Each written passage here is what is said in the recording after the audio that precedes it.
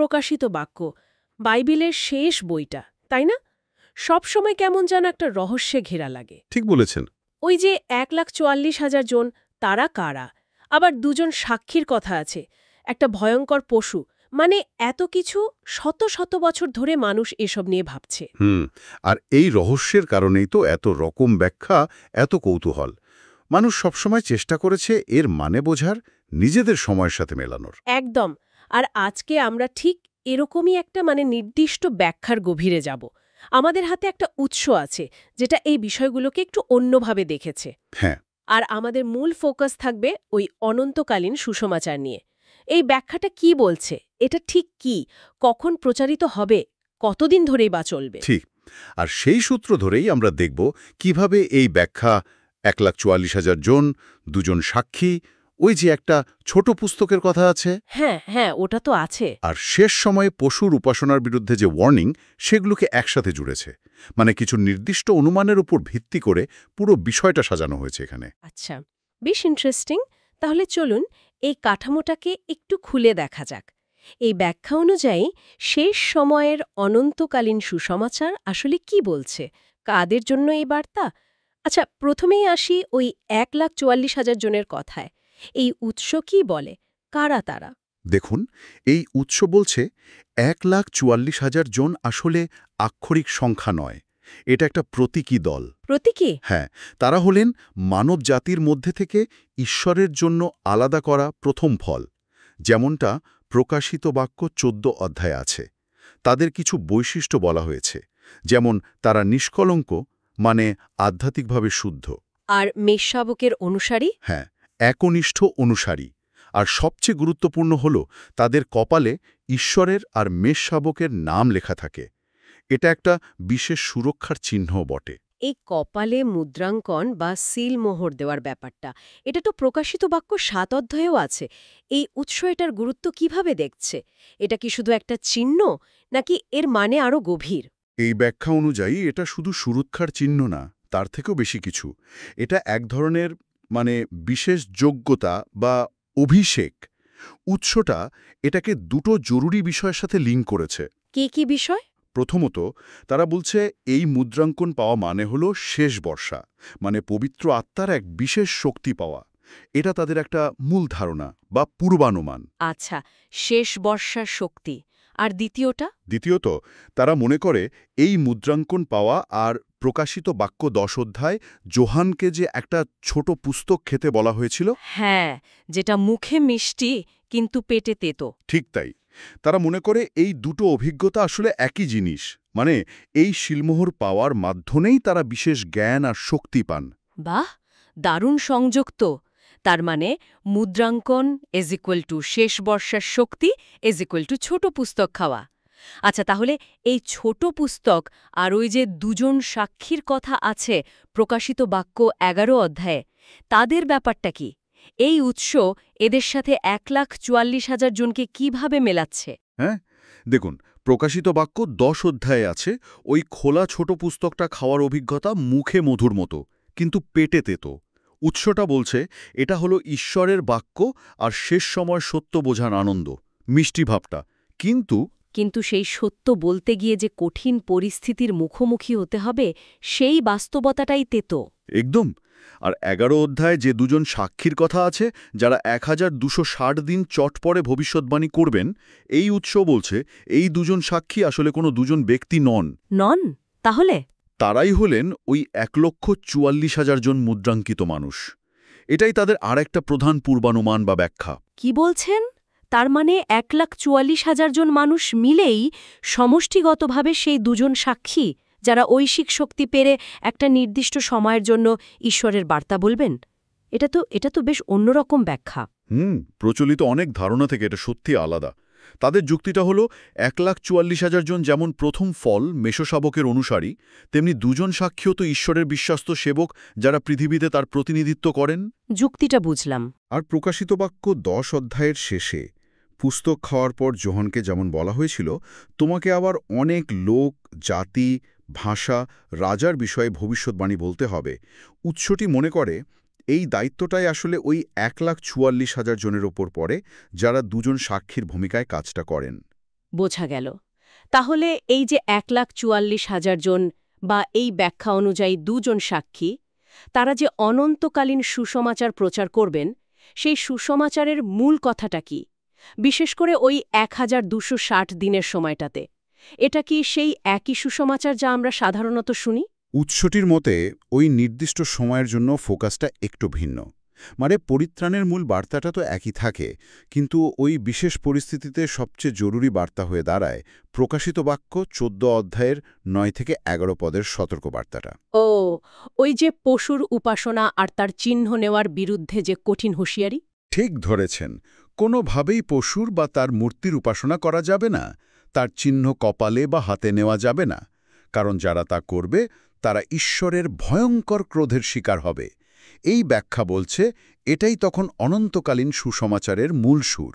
আর এই বার্তাটা প্রচার হবে খুব নির্দিষ্ট সময়ে, 1600 দিন বা 42 মাস ধরে। এই সময়টা কখন শুরু হচ্ছে? প্রকাশিত বাক্যের ঘটনার পরিক্রমায় এর জায়গাটা কোথায়? উৎসটি এই সময়টাকে বলছে শেষ সপ্তাহের প্রথমার্ধ। তাদের ব্যাখ্যা অনুযায়ী এই 42 মাস শুরু হয় ঠিক তখনই যখন প্রকাশিত বাক্য 13 অধ্যায়ের ওই পশুটা উঠে আসে, ক্ষমতা পায়। সমুদ্র থেকে উঠে আসা পশুটা। হ্যাঁ, আর যখন 2 থেসালোনিকীয় 2 অধ্যায়ে বলা পাপ পুরুষ বা বিনাশ সন্তান ঈশ্বরের মন্দিরে বসে নিজেকে ঈশ্বর বলে দাবি করে, এই ঘটনাটাই তাদের মতে শেষ সময়ে চূড়ান্ত পর্যায়ে শুরু করে। আর ঠিক তখন থেকেই 1,44,000 জনের সুসমাচার প্রচারের সময়ও শুরু হয়। এটাও তাদের একটা নির্দিষ্ট ব্যাখ্যা বা পূর্বানুমান। তার মানে একদিকে পশুর ক্ষমতা বাড়ছে, সে জোর করছে তার উপাসনা করাতে, আর অন্যদিকে 1,44,000 জন এই বিশেষ সতর্ক বার্তাটা প্রচার করছেন। দুটোই একই সাথে চলছে এই 42 মাস। একদম। উৎসটির কাছে এই সমান্তরাল ব্যাপারটা খুব গুরুত্বপূর্ণ। একদিকে পৃথিবীতে পশুর শাসন, অন্যদিকে ঈশ্বরের মুদ্রাঙ্কিত দাসেরা এর বিরুদ্ধে দাঁড়িয়ে ঈশ্বরের কথা বলছেন। প্রকাশিত বাক্য 14.6 পদে একজন দূতের কথা আছে না, যিনি অনন্তকালীন সুসমাচার নিয়ে যাচ্ছেন? হ্যাঁ, আছে তো। উৎসটি মনে করে বাস্তবে এই প্রচারের দায়িত্বটা ওই 1,44,000 জনই পালন করেন। প্রকাশিত বাক্যের ঘটনাগুলো তো বেশ জটিল। শিলমোহর খোলা, তুড়ি বাজানো, এগুলো তো পরপর ঘটে।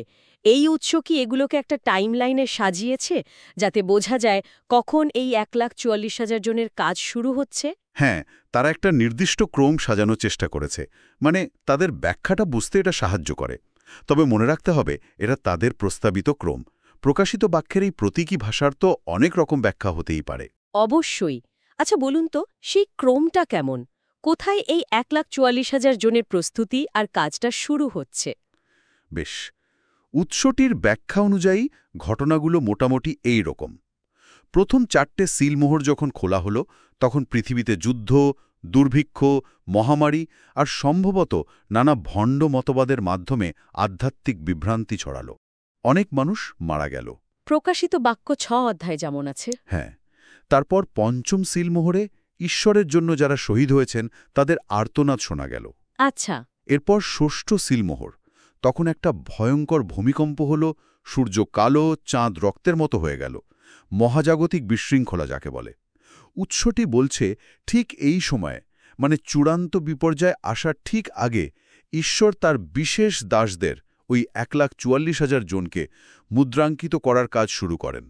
মানে প্রকাশিত বাক্য 7 অধ্যায়ের ঘটনাটা ঘটছে ষষ্ঠ সিলমোহরের পরে। তাদের ব্যাখ্যা অনুযায়ী হ্যাঁ, এই সময় তারা সেই ছোট পুস্তক গ্রহণ করেন, মানে ওই বিশেষ জ্ঞান আর শক্তি পান। তারপর সপ্তম সিলমোহর আর তুড়িগুলো। সপ্তম সিলমোহর খোলার পর 7টা তুড়ি বাজে। প্রথম 4টে তুড়ির ফলে পৃথিবীতে ভয়ঙ্কর পরিবেশ বিপর্যয় হয়। গাছপালা, সমুদ্র, জল, আকাশ সব কিছুর 1/3 নষ্ট হয়ে যায়। খাবার জলের সংকট তীব্র হয়। প্রকাশিত বাক্য 8 অধ্যায়ে আছে।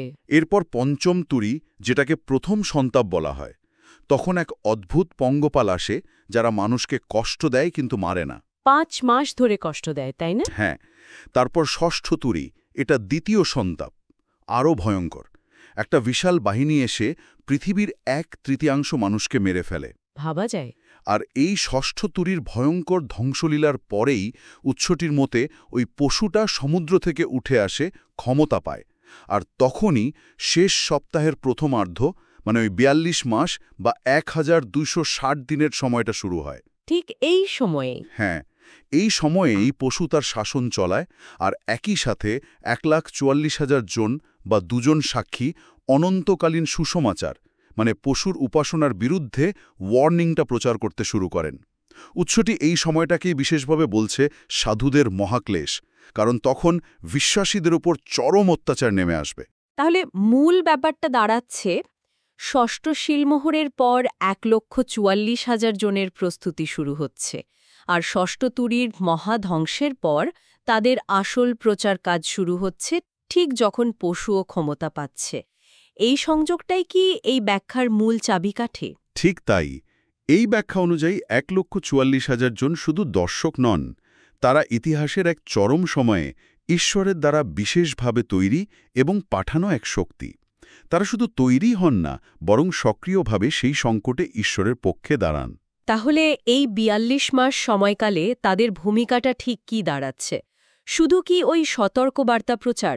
প্রকাশিত বাক্য ১১ অধ্যায়ে তো তাদের আরও কিছু ক্ষমতার কথাও বলা আছে, তাই না? প্রচার করাটা তো প্রধান কাজ, ওই সময়ের জন্য সবচেয়ে জরুরি বার্তাটা দেওয়া। কিন্তু উৎসটি জোর দিয়ে বলছে তাদের আরও ক্ষমতা থাকবে।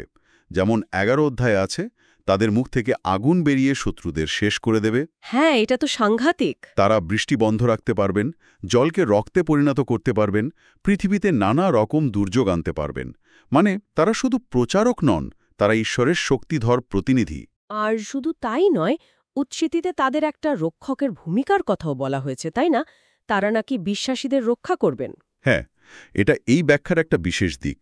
তারা সক্ষরীয় ভাবাদির বইয়ের একটা পদের ১২.৮ নির্দিষ্ট ব্যাখ্যা করে বলছেন যে এই ১,৪৪,০০০ জন সেই মহাক্লেশের সময় ঈশ্বরের দুর্বল ভীতু লোকদের রক্ষা করবেন। তারা নিজেরা তো শক্তিশালী হবেনই, অন্যদেরও শক্তিশালী করে তুলবেন। বাহ! এমনকি তারা নাকি পশুর আক্রমণকারী বাহিনীকে প্রতিহত করবেন, তাদের চূর্ণ বিচূর্ণ করবেন বলেও বলা হয়েছে। সুতরাং তারা একই সাথে প্রচারক, ঈশ্বরের শক্তির প্রদর্শনকারী, আবার রক্ষাকর্তাও। একটা প্রশ্ন আসছে মনে। এই যে ১,৪৪,০০০ জনকে এত ক্ষমতা দেওয়া হচ্ছে, তারা পশুর শক্তির বিরুদ্ধে লড়ছেন, এটা তো অনেকটা এরকম শোনাচ্ছে যে ঈশ্বর যেন সরাসরি হস্তক্ষেপ না করে তার এই বিশেষ মানব প্রতিনিধিদের দিয়েই সেই সময় কাজ করাচ্ছেন। অনেকটা সেরকমই। এই ব্যাখ্যায় এই দিকটার উপর জোর দেওয়া হয়েছে যে ঈশ্বর তার পরিকল্পনা রূপায়ণের জন্য অনেক সময়ই মানব প্রতিনিধিদের ব্যবহার করেন। ১,৪৪,০০০ জন এখানে ঈশ্বরের হাতিয়ারের মতো কাজ করছেন, তার শক্তি আর বার্তা বহন করছেন সেই কঠিন সময়ে। এটা হয়তো এটাই দেখাতে চায় যে চরম সংকটেও মানুষের বিশ্বস্ততা আর ঈশ্বরের দেওয়া শক্তি একসাথে কাজ করতে পারে। বেশ গভীর ভাবনা। আচ্ছা, তাহলে এই ৪২ মাস বা ১,২৬০ দিনের পর কি হয়? এই শেষ সপ্তাহের প্রথমার্ধ আর সাধুদের মহাক্লেশের শেষটা কিভাবে হয়? উৎসটির ব্যাখ্যা অনুযায়ী যখন সপ্তম বা শেষ তুড়ি বাজে প্রকাশিত বাক্য ১১-১৫, তখনই এই ১,২৬০ দিনের প্রথম পর্বটা শেষ হয়। শেষ তুরি বাজার সাথে সাথে? হ্যাঁ, আর ঠিক সেই মুহূর্তে একটা বিরাট ঘটনা ঘটে, প্রথম পুনরুত্থান। মানে যারা খ্রিস্টে বিশ্বাস রেখে মারা গেছেন আর যারা সেই সময় পর্যন্ত বিশ্বস্তভাবে বেঁচে আছেন, তারা রূপান্তরিত হন এবং মেঘে প্রভুর সাথে মিলিত হওয়ার জন্য তুলে নেওয়া হন, যেটাকে র্যাপচার বলা হয়। ও, এর পরেই শুরু হয় শেষ সপ্তাহের দ্বিতীয় পর্বটা। উৎসটি এই পরের সময়টাকে বলছে পশুর উপর মহাক্লেশ। এই সময়ে পৃথিবীতে ওই ৭টা শেষ গজব বা ঈশ্বরের ক্রোধের পাত্র ঢালা হবে, যা মূলত পশুর অনুসারীদের উপর পড়বে। প্রকাশিত বাক্য ১৬ অধ্যায়ের ঘটনাগুলো। হ্যাঁ, ঠিক। সত্যি বলতে কি, এই উৎস তো প্রকাশিত বাক্যের এই ছড়ানো ছিটানো ভবিষ্যৎবাণীগুলোকে বেশ একটা সুসংহত টাইমলাইনে গেঁথে ফেলেছে, যদিও এটা তাদের নিজস্ব ব্যাখ্যা এবং বেশ জটিল। আচ্ছা, আলোচনার এই পর্যায়ে এসে একটা জিনিস মনে হচ্ছে, এই ব্যাখ্যা অনুযায়ী ঈশ্বরের বার্তার মূল ফোকাসটা কি সময়ের সাথে সাথে বদলেছে? এই উৎস ঠিক এই পয়েন্টটাতেই জোর দেয়। তাদের মতে ঈশ্বরের মূল সত্যটা চিরন্তন হলেও যুগের প্রয়োজনে বার্তার ফোকাসটা বদলেছে।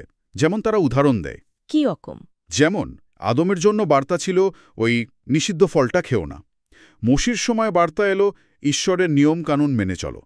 যিশু যখন এলেন তিনি বললেন, আমাকে বিশ্বাস করে পরিত্রাণ পাও। কোনো মতেই পশুর উপাসনা করো না, তার চিহ্ন নিও না, কারণ এর ফল হবে ভয়াবহ। মানে সময়ের প্রয়োজনে বার্তার জোরটা পাল্টে যাচ্ছে। বোঝা গেল। তাহলে আজকের এই বিশ্লেষণে আমরা একটা নির্দিষ্ট উৎসের ব্যাখ্যা দেখলাম, যেটা বলছে শেষ সময় চূড়ান্ত সংকটে অনন্তকালীন সুসমাচার আসলে পশুর উপাসনার বিরুদ্ধে একটা আপোষহীন সতর্কবার্তা। হ্যাঁ, আর এই বার্তা প্রচারের দায়িত্বে থাকবেন ওই বিশেষভাবে মুদ্রাঙ্কিত আর শক্তিশালী 1,44,000 জন, যাদের এই ব্যাখ্যায় আবার দুজন সাক্ষীও বলা হচ্ছে। ঠিক। তারা এই কাজটা করবেন শেষ সপ্তাহের প্রথম 42 মাস ধরে। আর এই সময়টা আবার প্রকাশিত বাক্যের অন্যান্য বড় বড় ঘটনার সাথে একটা নির্দিষ্ট ক্রমানুসারে জুড়ে আছে। হ্যাঁ, এই আলোচনা থেকে এটা পরিষ্কার যে এটা প্রকাশিত বাক্যের অনেক ব্যাখ্যার মধ্যে একটা বিশেষ ব্যাখ্যা, যা কিছু নির্দিষ্ট অনুমানের উপর ভিত্তি করে একটা পুরো ছবি আঁকার চেষ্টা করেছে। এর মূল লক্ষ্য হল অনন্তকালীন সুসমাচারের সময় বার্তা আর প্রচারকদের পরিচয় নির্দিষ্ট করা। এ ধরনের ব্যাখ্যাগুলো কিন্তু আমাদের ভাবায়। এগুলো দেখা যে মানুষ কিভাবে ধর্মগ্রন্থের এই জটিল প্রতীকী ভাষাকে বুঝতে চায়, এর মধ্যে নিজেদের জন্য বা ভবিষ্যতের জন্য একটা মানে খুঁজে বের করার চেষ্টা করে। হয়তো এই কাঠামোটা সবসময় সবার কাছে একরকম মনে হয় না, কিন্তু চেষ্টাটা চলতেই থাকে। ঠিক তাই। প্রকাশিত বাক্য এমনই একটা বই যা যুগে যুগে মানুষকে টেনেছে, ভাবিয়েছে আর অসংখ্য ব্যাখ্যার জন্ম দিয়েছে। আজকের আলোচনাটা তারই একটা উদাহরণ। প্রতিটি ব্যাখ্যারই নিজস্ব যুক্তি থাকে, যা বাইবেলের নির্দিষ্ট কিছু পদের সাথে সংযোগ তৈরির চেষ্টা করে। আলোচনার একদম শেষে এসে শ্রোতাদের জন্য একটা প্রশ্ন রেখে যেতে চাই। এই উৎসটিতেই একটা বেশ ইন্টারেস্টিং কথা বলা হয়েছে। সেখানে বলা হয়েছে এই সতর্ক বার্তাটা, মানে পশুর উপাসনার বিরুদ্ধে যে বার্তা, সেটা এখনই প্রচার করা হচ্ছে বা করা উচিত। যদিও এই ব্যাখ্যা অনুসারেই সেই চূড়ান্ত পরিস্থিতি, মানে জোর করে উপাসনা করানো বা 1,44,000 জনের সে বিশেষ অভিষেক বা শক্তি পাওয়া শেষ বর্ষা, সেগুলো এখনও আসেনি। তাহলে প্রশ্নটা হলো, যে ঘটনাগুলো ভবিষ্যতে ঘটবে বলে বিশ্বাস করা হচ্ছে, তার অনেক আগেই সেই বিষয়ে সতর্ক হওয়ার বা সতর্ক করার মানেটা কি হতে পারে?